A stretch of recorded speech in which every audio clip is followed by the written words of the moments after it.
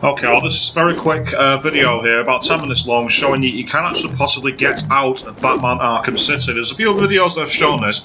This one's to show you how long it can take to do it.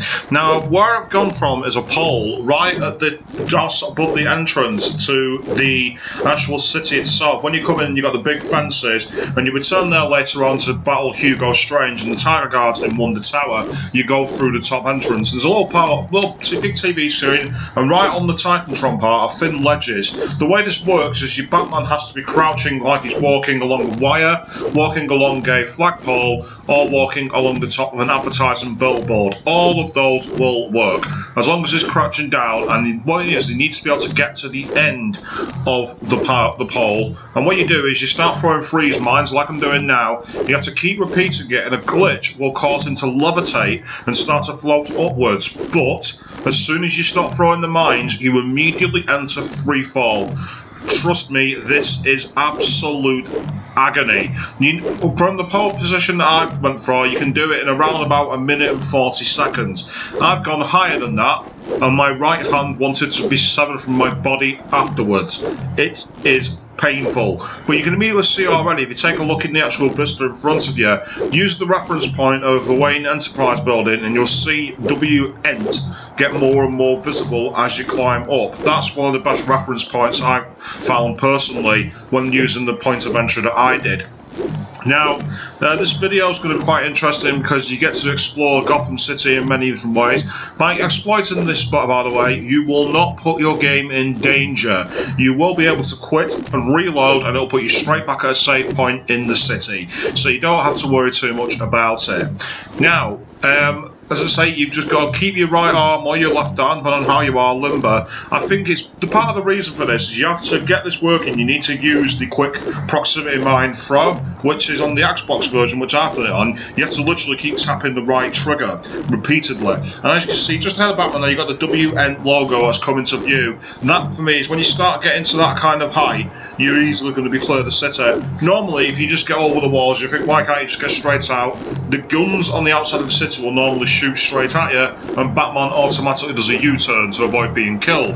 If you get to a high enough height, though, the guns do not detect you, and you're free to get out of the city. So we're just going to keep on climbing a little longer now. I think we've got about another minute or so of climbing, and you can see how high it is now. Because look at those skyscrapers in front of you, compared with the Wayne Enterprises building, that's very, very high indeed. Batman's going to be freezing cold in this weather, even wearing on his cape and cowl. So not the idea of fun, really. That's a good thing as well, because you don't have you can throw unlimited mines.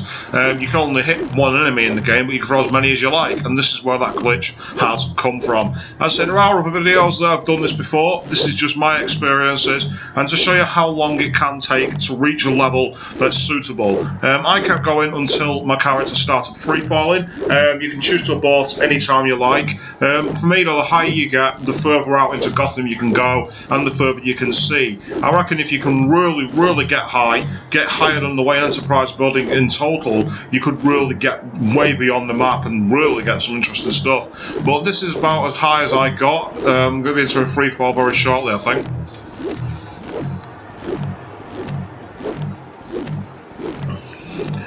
Just keep throwing, keep throwing. It's the pitch and he connects. That's pretty much all that goes on here. This is absolutely mental.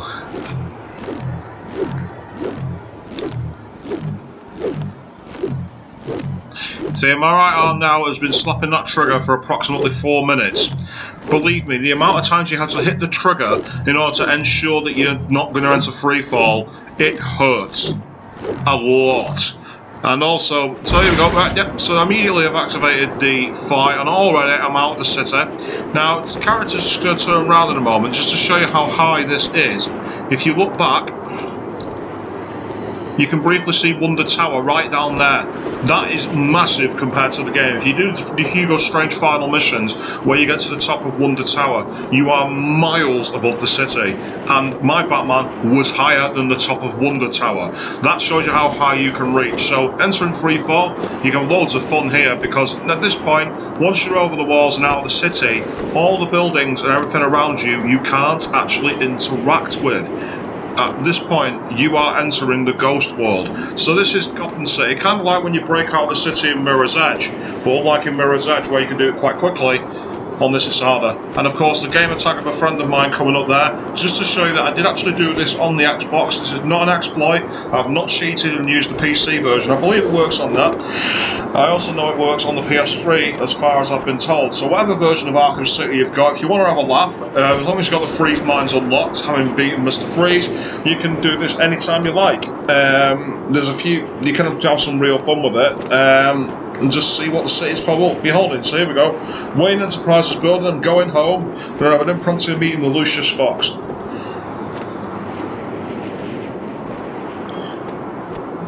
And now we're inside. If you try and touch the building, absolutely nothing. You can't do anything. Going beyond the Wayne building, it's interesting. You see how the city's pretty much run out here, and there's almost no detail at all. This is definitely endemic of game designers thinking you'll never ever reach this area of the map. You're not supposed to see it, so obviously there's very blocky, limited detail here. It really shows the detailing on Arkham City itself, because when you're in Arkham City, there's so much to interact with, so much detail. Out here, there's next to nothing, and it really shows that what they've done is deliberately focus on one core area of the game map, and obviously this is a great comparison to show you just how good the interior graphics of Arkham City are.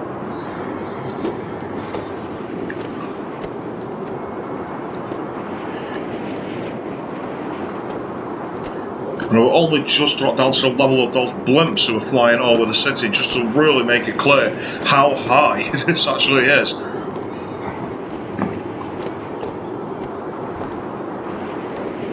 So yeah, I'm not going to take credit. I'm not going to claim credibility for this glitch. It's been out there on YouTube a long, long time. This is just my experiences of it and what I've been able to find.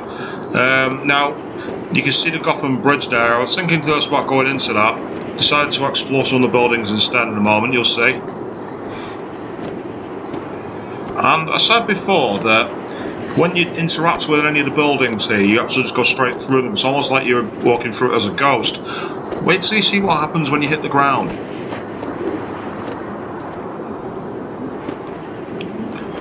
So here we go. Let's go into this small building here, and at this point I actually reach the ground and the whole world completely goes on its head.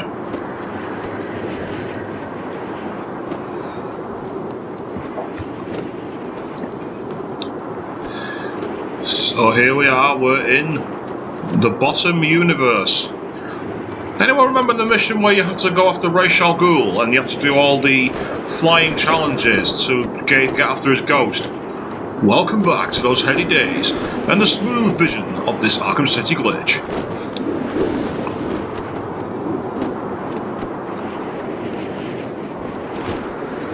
Now, for those of you who managed to get if on the days of GTA San Andreas, you could do a similar glitch on that where you could go underneath the city. And well, since I'm an avid player of that game, here we are, we've really reached the depths. Now look at that. The game can't compute what's going on, and all of a sudden there's big flaring lights. It's like, what are you doing? Where are you going? I say, I'm now back in the walls of Arkham City. Because those red lines there are the augmented reality training ones, where you can do all the fly-through rings thing that Superman 64 was famous for.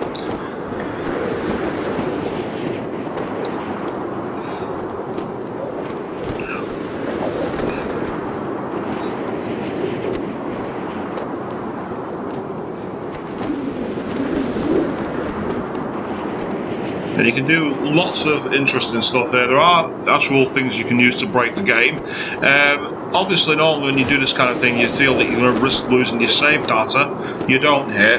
You can simply just quit the game and it'll instantly take you back to the title screen. And all you do is go back to the campaign mode and you're back in business. And just to show you where I am, see, there I am. I'm underneath the main part of Arkham City. I'm not in the restricted zone anymore. But if I try and let him fall,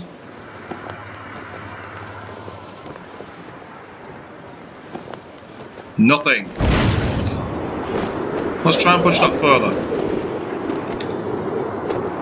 How about we do a free fall at speed?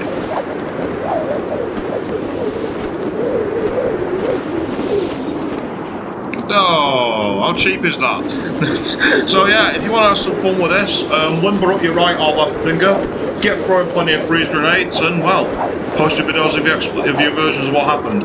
I'm Swishbone, until next time.